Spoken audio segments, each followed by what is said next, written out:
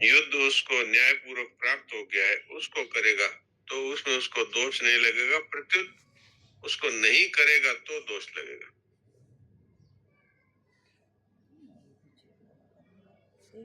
तो अगर इन बातों को ठीक से समझा जाए तो मनुष्य को बड़ा प्रकाश मिलता है। इसीलिए भगवान ने कहा कि गहना कर्मणो गति। जहां कहीं अपने को संदेह हो तो अपने से जो अपने को श्रेष्ठ लगता हो अथवा जीवन मुक्त महापुरुष अगर हो तो उनसे इस अपने अपनी शंकाओं का समाधान करना चाहिए। और हमले से लोगों को यदि कोई जीवन मुक्त महापुरुष या उच्च कोटि के साधक नहीं मिले तो शास्त्र को ढूंढना बड़ा कठिन होता है। और साधक संजीवनी मिल गई तो इसमें अगर ठीक तरह से ध्यान लगा करके पढ़ेंगे, समझने की कोशिश करेंगे तो संतों की और भगवान की कृपा से हमारा समाधान हमें मिल सकता है। यहाँ महाराज जी ने इसमें ये बात भी कही है कि अगर किसी पाप कर्म से किसी का कसाई के घर में जन्म हो भी गया तो ये जन्म पाप करने के लिए नहीं हुआ है, ये पाप का फल भोगने के लिए हुआ है। तो इसलिए यदि वो परमात्मा की तरफ चलना चाहेगा तो उससे वो कसाई का कर्म कभी नहीं हो पाएगा।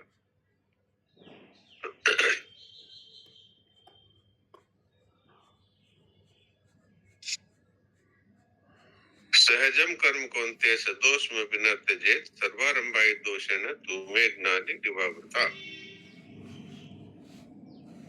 दोष युक्त होने पर भी सहज कर्म का त्याग नहीं करना चाहिए, क्योंकि संपूर्ण कर्म धुएं से अग्नि की तरह किसी न किसी दोष से युक्त है।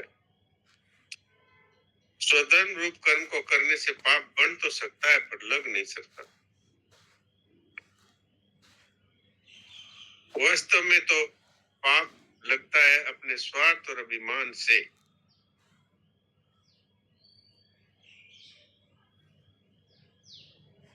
अब सहज कर्म यदि औरों से गुण रहित भी है तो भी वो हमारे लिए वही करना उचित है। जैसे ब्राह्मण के लिए ये करना कराना, पढ़ना पढ़ाना, ये सहज कर्म है। क्षत्रिय के लिए न्याय युक्त युद्ध, शौर्यम तेजो धृतिर्दाक्षम, ये उसके लिए। लेकिन शूद्र का कर्म है वो दिखने में दिखता है कि ये औरों से थोड़ा नीचा है, तो नीचा है तो भी दिखने में चाहे वो नीचा ही दिखता हो। जैसे अब चमार है तो उसको पशुओं को ले जाना, उनका चमड़ा उतारना, तो एक तरह से अशुद्धि वाला कार्य है। तो उसको ये नहीं समझना चाहिए कि ये मेरा तो कर्म है, वो है तो मेरा ये सहज कर्म, लेकिन इसमें ब्राह्मण क्षत्रिय वैश्य इत्यादि के द्वारा जो कर्म किए जाते हैं वो बड़े ऊंचे कर्म है और मेरा कर्म तो नीचा है, इस तरह नहीं समझना चाहिए। इसके लिए जो शास्त्र विहित बताया गया है वैसा उसको अवश्य ही करना चाहिए, चाहे उसमें उसको गुणों की कमी दिखाई दे या उसमें दोष भी दिखाई दे तो भी।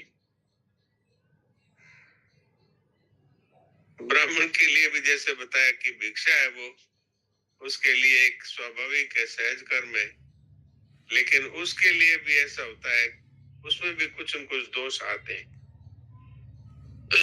जैसे दो भिक्षुक अगर एक समय किसी गृहस्थ के घर आ गए तो उनके आपस में ईर्ष्या होने की संभावना रहती है, और उस गृहस्थ व्यक्ति के लिए भी मुश्किल होती है। अगर उसके घर में व्यवस्था नहीं है तो दोनों को कैसे वो दे भिक्षा।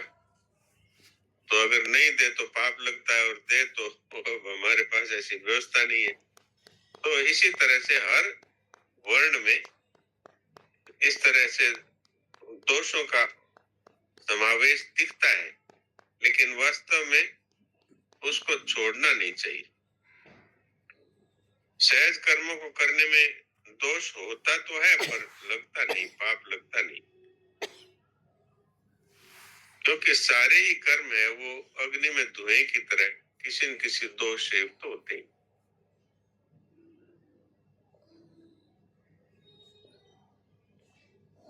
विहित कर्म करने में दोष होता तो है, पर कामना, सुख बुद्धि, भोग बुद्धि न रहने से दोष लगता नहीं।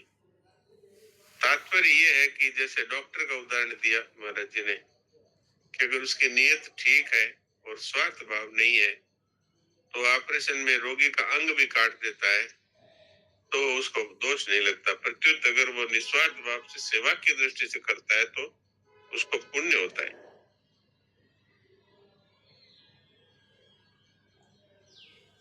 अब तक कर्मयोग की दृष्टि से भगवान ने बातें बताई। अब 49वें श्लोक में सांख्य योग का प्रकरण शुरू करके और सांख्य योग के अधिकारी का वर्णन करते हैं। असक्त बुद्धि सर्वत्र जितात्मा विगत प्रिय निष्कर्म सिद्धिम परमम संन्यासेनादि गच्छति। जिसकी बुद्धि सब जगह आसक्ति रहित है, जिसने शरीर को वश में किया हुआ है, जो स्पृहा से रहित है, वह मनुष्य सांख्य योग के द्वारा निष्कर्म सिद्धि को प्राप्त हो जाता है। इसमें 3 बातें बताई। सांख्य योग का अधिकारी कैसा होना चाहिए?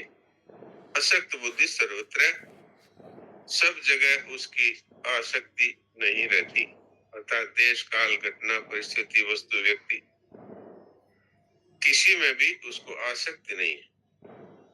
जितात्मा अर्थात जिसने अपने शरीर पर अधिकार कर रखा है, अर्थात सिद्धांत पूर्वक जो करना है उसको करने में उसका शरीर तत्परता से लग जाता है। तो एक इस प्रकार से जिसने शरीर पर इंद्रियों पर विजय प्राप्त कर ली वह जितात्मा कहलाता है। विगतस्प्रिय, उसको निर्वाह मात्र के लिए भी कुछ मिलना चाहिए, इस तरह की इच्छा नहीं रहती कि भाई रोटी तो मिलनी चाहिए, पानी तो नहीं मिलेगा तो हम जिएंगे कैसे, कपड़े नहीं होंगे तो हम कैसे जिएंगे, इस तरह उसको कोई परवाह नहीं होती।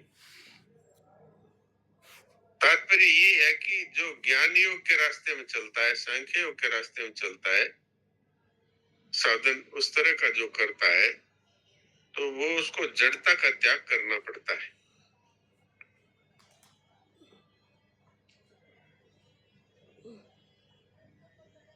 ऐसा जितात्मा